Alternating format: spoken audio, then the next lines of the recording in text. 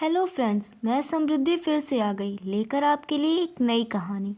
श्री फणेश्वर नाथ रेणुका द्वारा रचित पंचलाइट। ये एक आंचलिक कहानी है जिसमें रेणुका जी ने ग्रामीण परिवेश के साथ साथ आंचलिक परिवेश को भी अत्यंत सुंदरता के साथ उभारा है। तो आइए सुनते हैं इस कहानी को। पिछले 15 दिनों से दंड जुर्माने के पैसे जमा करके महतो टोली ने इस बार रामनवमी के मेले में पेट्रोमास खरीदा। इस पेट्रोमास को गांव वाले पंचलाइट कहते थे। पंचलाइट खरीदने के बाद पंचों ने तय किया 10 रुपए जो बच गए हैं इससे पूजन की सामग्री खरीद ली जाए। मेले से सभी पंच दिन दहाड़े ही गांव लौटे। सबके आगे पंचायत का छड़ीदार पंचलाइट का डिब्बा माथे पर लेकर और उसके पीछे सरदार, दीवान और पंच वगैरह थे। गांव के बाहर ही ब्राह्मण टोले के फुटंगी झा ने टोक दिया, कितने में लालटेन खरीदा हुआ है महतो? देखते नहीं पंचलाइट है। बामन टोली के लोग ऐसे ही ताप करते हैं, अपने घर की डिबरी को बिजली बाती कहते हैं और दूसरे के पंचलाइट को लालटेन कहते हैं। टोले भर के लोग जमा हो गए। औरत, मर्द, बूढ़े, बच्चे सभी काम छोड़कर दौड़ आए। चल रे चल, अपना पंचलाइट आया है। छड़ीदार, अगुवन, महतो रह रहकर लोगों को चेतावनी देने लगे। हाँ, दूर से, जरा दूर से, छुआ मत करो, ठेस ना लग जाए। सरदार ने अपनी स्त्री से कहा, सांझ को पूजा होगी, जल्दी से नहा धोकर चौका पीढ़ा लगा लो। इस खुशी में कीर्तन का आयोजन किया गया।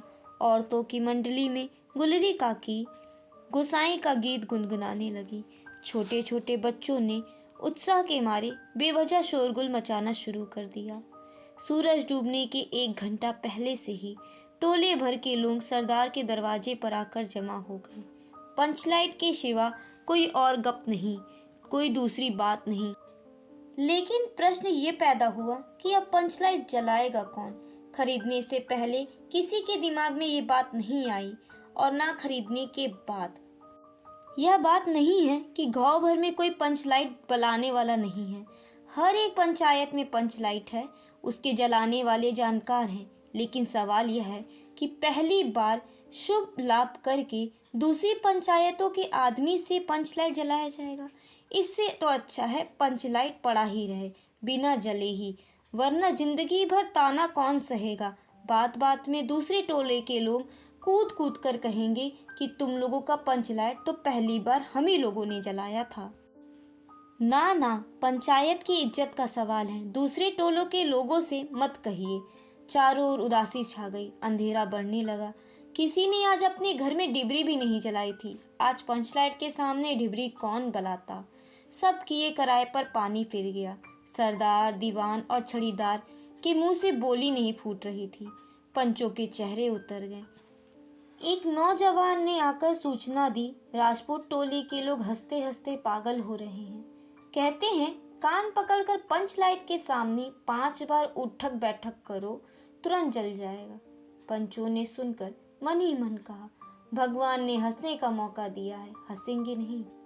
गुलरी काकी की बेटी मुनरी के मुंह में बार बार एक बात आकर मन में लौट जाती। वह कैसे बोले? वह जानती है कि गोधन पंचलाइट बनाना जानता है, लेकिन गोधन का हुक्का पानी पंचायत से बंद है।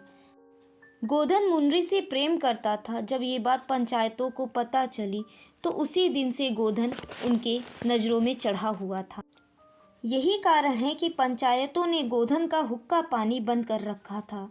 आज तक गोधन पंचायत से बाहर है, उसे कैसे कहा जाए, मुनरी उसका नाम कैसे ले? और इसी सोच में डूबी मुनरी परेशान हो रही थी। अभी मुनरी ने बड़ी चालाकी से अपनी मन की बात अपनी सहेली कनेली को बताई। कनेली ने यह सूचना सरदारों तक पहुंचा दी कि गोधन पंचलाइट जलाना जानता है। सभी पंच सोच विचार में पड़ गए कि गोधन को बुलाया जाए अथवा नहीं। अंत में उसको बुलाने का निर्णय किया गया। सरदार ने छड़ीदार को भेजा, लेकिन छड़ीदार के कहने पर भी गोधन पंचलाइट जलाने के लिए नहीं आया। गुलरी काकी उठकर गोधन के झोपड़े की ओर गईं और गोधन को मना कर लाईं। सभी के चेहरे पर एक नई रोशनी चमक गई। गोधन चुपचाप पंचलाइट में तेल भरने लगा।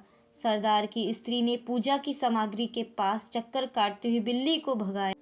कीर्तनकारियों में एक बार फिर से जोश भर आया।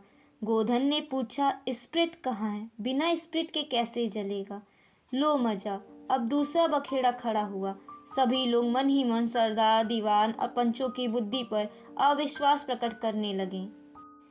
बिन सूझबूझ के काम करते हैं ये लोग। उपस्थित जन समूह ने एक बार फिर से मायूसी छा गई। लेकिन गोधन बड़ा होशियार लड़का है, बिना स्प्रिट के ही पंचलाइट जला दिया।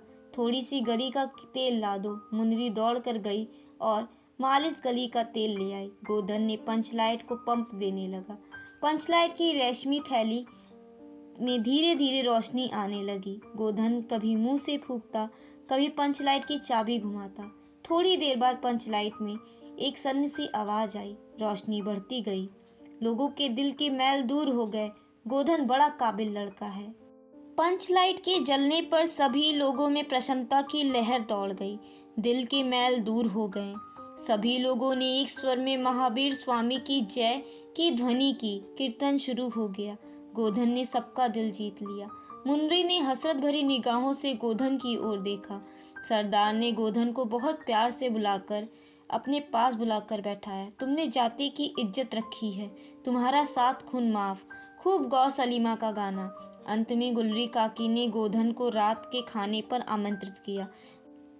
गोधन ने एक बार फिर से मुनरी की ओर देखा। उसे दृष्टि मिलते ही वो लज्जा के कारण मुनरी की पलकें झुक गईं। Thank you for watching my videos. Please like, share and subscribe my channel.